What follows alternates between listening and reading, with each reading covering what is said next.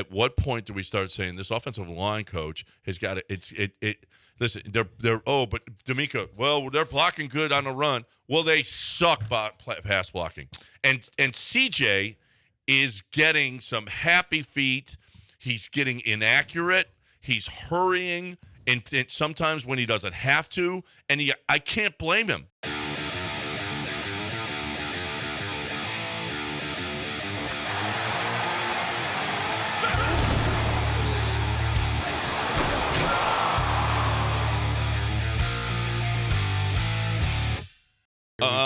Now the Texans were a dog. All right.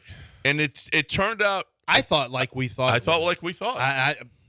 That we're going to have a hard time there scoring. were some people so mad on social media. Now I was able to see a chunk of it. I was able to stream some of it, and then I'm streaming it in my car. I'm not watching, of course. I'm only listening to what's happening. I would never watch while I'm in my car.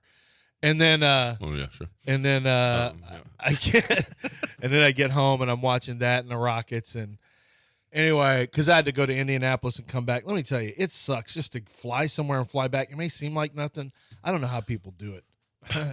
It sucks, and it's Indianapolis. Who does that? Nobody just gets right back on the plane and comes back. Air marshals do. Yeah, air marshals and stewardesses. That's it. We call them flight attendants. John. Oh, well, I call them air waitresses, but that's. I'm going to see what Abigail thinks you calling them air waitresses. Well, they bring you drinks and food. What's that? Why don't you call them air waiters? We guys had too, air waiter. Yeah, Harrison. Hey, waiter. Harrison was on my. They both saw me. Like I got off. I dropped my daughter off with Kristen outside of the airport. Then I had to come back through the whole process to get back, because my flight was on the exact same plane. Yeah. And so I had to hustle. I'm surprised you even got off the plane. You have to. Go ahead, Monty, go find her. You have to deplane. And so, I got to pay $150 coming back for her to, both ways. It's one. So I just flew up there, and So she's flying back. Yeah. She's flying back. So, but it didn't cost you $150. No. When Steffi was flying between me and her and my ex-wife, that was her. That's like you never had. Was that pre 9/11? Oh yeah.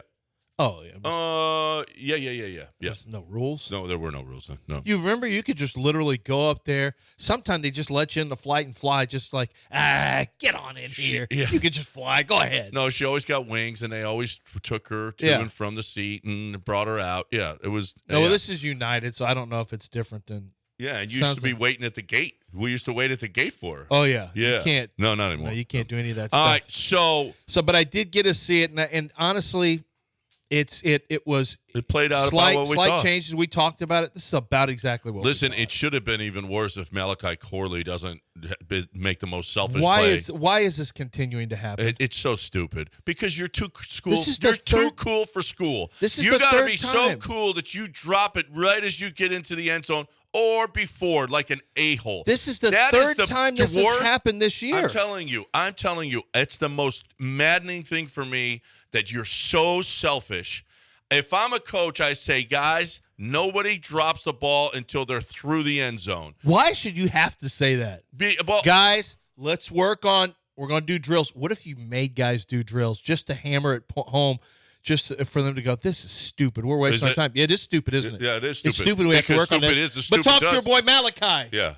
No, that is – I mean – and you know what you never saw again? Malachi Corley. He got back on. Well, he got zero targets after that. You think Aaron Rodgers is cool with that kind of stuff? No, Aaron Rodgers couldn't have been more pissed. He's a grudge holder. Oh, my God, Aaron Rodgers could. And I would have been so pissed, too. Dude, you killed us. That killed us. And it looked like the Texans were going to take full advantage of it. They scored right after that. They're up 7-0. Then they're up 10-7 when it should have been a 4. And then the second half came. And then all the sacks came.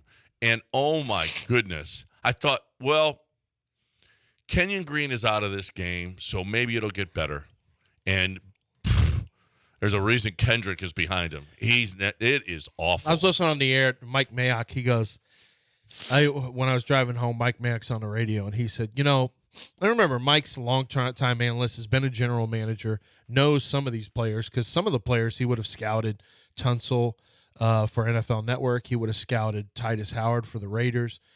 And he just said, he goes, this is really just he said it's really hard to fathom that the team has spent so much on this offensive line, and they're getting so little.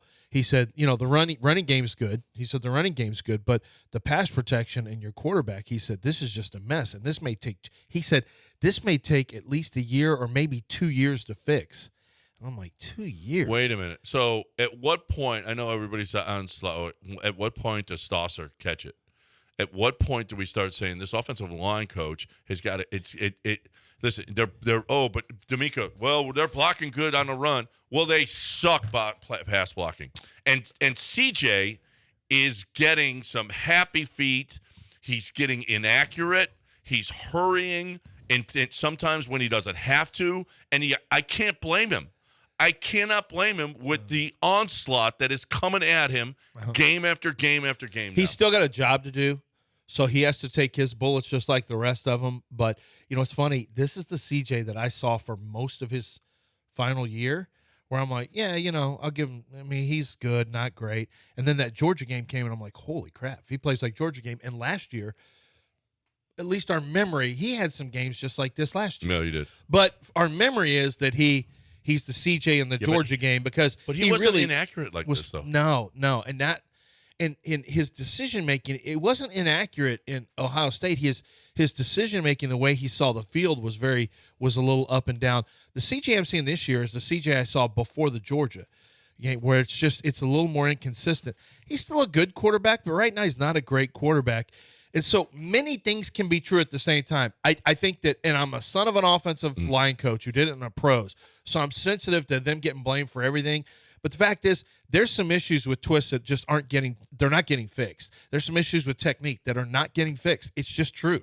I mean, I hate for that to be true, but it is just true. The other thing is, the pass protection is simply not good enough to keep your quarterback confident right now, and your quarterback is missing throws, and you have wide receivers who can't get open. They can't separate. I mean, Tank finally had a good game. Yeah. But other than that, it's really and you have.